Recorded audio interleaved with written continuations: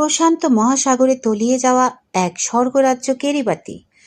প্রশান্ত মহাসাগরের বুকে নীল জলরাশি আর সাদা বালুচরে ঘেরা এক টুকরো স্বর্গ, নাম তার কেরিবাতি।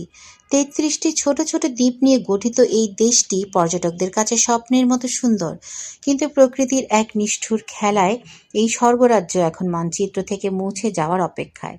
জলবায়ু পরিবর্তনের প্রভাবে সমুদ্রপৃষ্ঠের উচ্চতা বৃদ্ধি পাওয়ায় কেরিবাতি এখন বিশ্বের প্রথম দেশ হিসেবে সমুদ্রের পেটে বিলীন হওয়ার পথে। কেরিবাতির দ্বীপগুলো সমুদ্রপৃষ্ঠ থেকে মাত্র কয়েক ফুট উঁচুতে অবস্থিত। বিজ্ঞানীরা আশঙ্কা করছেন ২০৫০ সালের মধ্যে এই দেশটির অধিকাংশ এলাকা বসবাসের অযোগ্য হয়ে পড়বে এবং ২১০০ সালের মধ্যে এটি পুরোপুরি তলিয়ে যেতে পারে। আজ যা পর্যটকদের জন্য বিলাসবহুল অবকাশ কেন্দ্র, কাল তা হয়তো কেবল সমুদ্রের অতল তলে এক স্মৃতির নাম হয়ে থাকবে।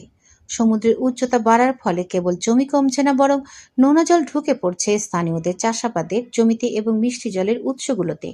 কৃষিতে বিপর্যয়, নোনা জলের কারণে নারকেল ও তারোর মতো স্থানীয় ফসলগুলো নষ্ট হয়ে যাচ্ছে। খাবার জলের সংকট, মাটির নিচের জল লবণাক্ত হয়ে যায়, পানীয় জলের তীব্র সংকট দেখা দিয়েছে। বৃষ্টির জলের উপর নির্ভর করে বেঁচে থাকতে হচ্ছে হাজার হাজার মানুষকে। কিরিবাতির মানুষ আজ নিজেদের ঘরবাড়ি ছাড়তে বাধ্য হচ্ছে।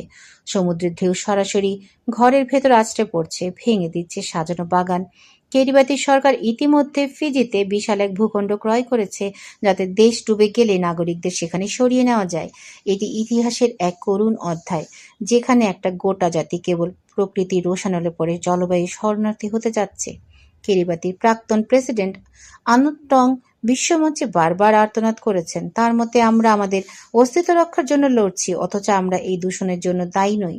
উন্নত দেশগুলোর অতিমাত্রায় কার্বন নিঃসরণ আজ কিরিবাতির মতো ছোট ছোট দ্বীপ রাষ্ট্রগুলোর মৃত্যুবান হয়ে দাঁড়িয়েছে।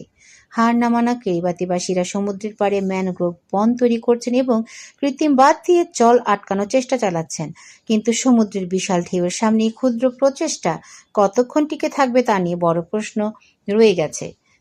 কিরিবাতির এই দুবন্ত দশা কেবল একটি দেশের সমস্যা নয়, এটি গোটা পৃথিবীর জন্য এক সতর্ক বার্তা। আজ যদি কিরিবাতি ডুবে যায়, তবে কাল অন্য কোনো উপকূলীয় শহর বা দেশ একইভাবে বিলীন হবে। কিরিবাতি আমাদের চোখে আঙ্গুল দিয়ে দেখিয়ে দিচ্ছে যে প্রকৃতিকে ধ্বংস করলে মানুষের তৈরি কোনো স্বর্গই নিরাপদ নয়।